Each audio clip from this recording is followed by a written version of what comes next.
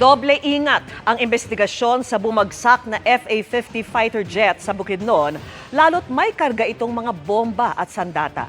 Nakatutok si Chino Gaston.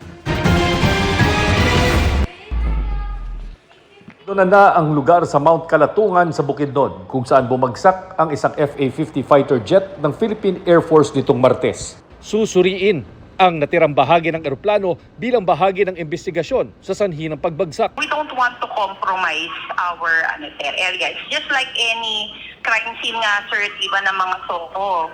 They don't let people in. Baka kasi may mga magagalaw na parts na very critical for us to, for in the investigation. Bukod dyan, iniingatan din ang mga kargang bomba at sandata ng eroplano na dapat ay susuporta sa laban ng Philippine Army sa New People's Army.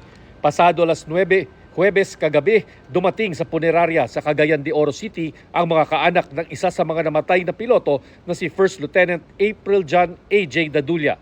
Kwento ng isa sa mga kapatid niya sa GMA Regional TV, malungkot sila pero nagpapakatatag para sa kapatid na pumanaw sa gitna ng pagtupad ng tungkulin. Siyempre, nag-uol kay mo may nahitabo sa ako ang igsuon pero wala man gyud may mabuhat kay mo man na ang nahitabo. Bukas ay dadalhin ang mga labi ni Dadulia at ng kasamang pilotong si Major Jude Salangoy sa Villamor Air Base para gawaran ng military honors bago ihatid sa kani-kanilang mga probinsya. Para sa GMA Integrated News, Chino Gaston, nakatutok, 24 oras.